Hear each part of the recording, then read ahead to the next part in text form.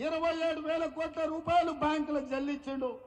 ఇవాళ ఆల్రెడీ 69 లక్షల మంది రైతులుంటే 64 లక్షల మంది రైతులకు రైతు భరోసా పథకంలో వాళ్ళ ఖాతాల పైసలు వేసిండు.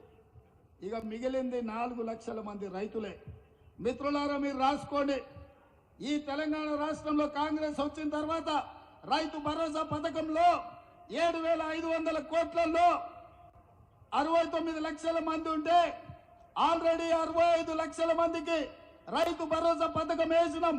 మిగతా 4 లక్షలకు ఈ నెల 8 తారీఖు లోపల ప్రతి చివరి రైతు వరకు ఆఖరి వరకు ఉన్న వాళ్ళకు అందరికీ రైతు భరోసా పథకాన్ని మిగిలిన బకాయిలను చెల్లించే బాధ్యత మాది.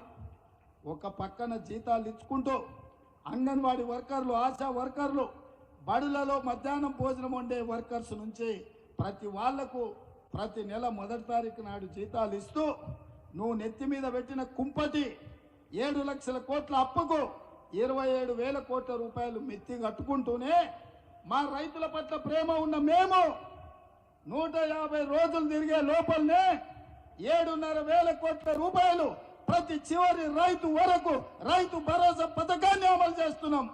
ఈ సన్నాసి సోయి లేకుండా వచ్చి కేసీఆర్ దిగిపోయిండు, రైతు భరోసా ఆగిపోయింది అంటాడు. వస్తావా నువ్వు? మే 9 తారీఖు నాడు అమరవీరుల స్తూపం ముందు చర్చ పెడతాం. అమరవీరుల స్తూపం సాక్షిగా ఈ రాష్ట్రంలో ఎవరికైనా ఏ రైతుకైనా, అది ఖమ్మం కావచ్చు, కొత్తగూడెం కావచ్చు, ఆదిలాబాద్ కావచ్చు, అలంపూర్ కావచ్చు, అచ్చంపేట కావచ్చు, కొడంగల్ కావచ్చు, లేకపోతే మదిర కావచ్చు, ఏ రైతుకైనా ఈ నెల 9 తారీఖు లోపల ఏ ఒక్క రైతుకైనా బకాయి ఉంటే నేను సవాలు చేస్తున్నా, అమరవీరుల స్తూపం ముందు ముక్కు నేలకు రాసి క్షమాపణ చెప్తా. ఒకవేళ అందరు రైతులకు రైతు భరోసా పథకంలో నిధులు వస్తే నీ ముక్కు నేలకు రాసి క్షమాపణ చెప్తావు ఆ చంద్రశేఖరరావు అని నేను అడుగుతున్నా. ఆయన సిగ్గులేనోడు, ముక్కు ఎట్లాగింత పొడుగుంది, రాస్తాడు. ఏంటంటే రాస్తే కొంచెం అరిగితే పోయేదే ఉందిలే, ఇంత పెద్దగా ఉందండి. అట్లాంటోడు ఈరోజు ఈ రాష్ట్రంలో మనకు ప్రధాన ప్రతిపక్ష నాయకుడు ఉన్నాడు. అది మన దురదృష్టం. ఇదే కాకుండా అల్లుడు రైతు రుణమాఫీ ఎప్పుడు చేస్తామని నేను ఆ సన్నాయోనికి చెప్పిన 15 ఆగస్టు లోపల చేస్తారా భయ్, నువ్వు చేసిన అప్పులు కడుతున్నా, జర కూడా తీసుకోవాలి సంసారాన్ని కడతా అని. నువ్వు 15 ఆగస్టు లోపల చేస్తే నేను రాజీనామా చేస్తే సవాల్ అన్నాడు. సరే మంచిది, రాజీనామా పత్రం జేబులో పెట్టుకో అని మన సిద్దిపేట పోయి చెప్పిన. ఈ సిద్దిపేటకు శనీశ్వరరావు పట్టుకున్నాడు, 15 ఆగస్టు లోపల వదిలిస్తాను. ఇప్పుడు కూడా కొత్తగూడెం నుంచి ఈ శనీశ్వరరావు సూటిగా సవాలు విసురుతున్నా, సూటిగా సమాధానం చెప్తున్నా, 15 ఆగస్టు లోపల భద్రాచలం రాముల వారి సాక్షిగా రైతులకు రాష్ట్రంలో, రైతులకు తెలంగాణ రాష్ట్రంలో 2 లక్షల రూపాయల రుణమాఫీ చేసి ఈ రాష్ట్రానికి పట్టిన చీడ పీడ శనీశ్వరరావును సిద్దిపేటలోనే పాతరేసే విధంగా రైతు రుణమాఫీ చేసే బాధ్యత నేను తీసుకుంటా. నువ్వు మాట మీద ఉండే మనిషివే అయితే దూలం లెక్క పెరిగిండు, కానీ దూడకున్న బుద్ధి కూడా హరీష్ రావుకు లేదు.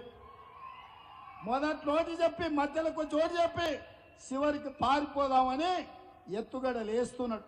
అందుకే తెలంగాణ రైతాంగానికి నేను మాట ఇస్తున్నా, 15 ఆగస్టు లోపల 2 లక్షల రూపాయల రైతు రుణమాఫీ చేసి మీ రుణం తీర్చుకునే బాధ్యత నాది, మా మిత్రుడు బట్టిది, మా మంత్రి తుమ్మల నాగేశ్వరరావు గారిది. వ్యవసాయం గురించి తుమ్మల గారికి ఎవరు చెప్పాల్సిన పని లేదు. ఆయననే సొంతంగా వ్యవసాయదారులు లుంగి కట్టుకొని వ్యవసాయం చేస్తాడు. గెలిస్తే సేవ చేస్తాడు, లేకపోతే వ్యవసాయం చేస్తాడు. అవునా? ఆయన కంటే ఎవరికైనా వ్యవసాయం గురించి తెలుసా? తాతకు దగ్గు నేర్పుతున్నాడు ఒకడొకడు వచ్చి వ్యవసాయం గురించి. అందుకే మిత్రులారా, ఆసరా పెన్షన్లు, అందరికి ఆసరా పెన్షన్లు కూడా ఈ 9 తారీఖు లోపల అందరి ఖాతాలో పడతాయి. ఇవాళ దింపుడుగల్ల మాస చంద్రశేఖరరావుది పుట్టి పిల్లి శాపనార్థాలకు పుట్టి తెగిపడదు అన్నట్టు రైతు భరోసా పుల్లనన్న పెడితే ఓట్లు వస్తాయేమో, విద్యుత్ కోతలని అబద్ధాలు చెప్తే కోతల రాయుడి కింద కోస్తే ఏమైనా ఓట్లు వస్తాయేమో, ఆసరా పెన్షన్ వస్తలేదని అబద్ధాలతో బతకాలని అనుకుంటున్నాడు. నీకే అవకాశం లేదు చంద్రశేఖరరావు. నీ పని అయిపోయింది. నీకు దింపుడు గల్ల మాస కూడా ఉపయోగం లేదు. ఏమున్నా బీఆర్ఎస్ పార్టీ కాటికి పోవాల్సిందే. కారు గుర్తు అనే దానికి ఈ తెలంగాణ సమాజంలో తావు లేదు. అన్ని సమస్యల్ని పరిష్కరించే బాధ్యత మేము తీసుకుంటామని మిత్రులకు నేను అందరికి తెలియజేస్తున్నా.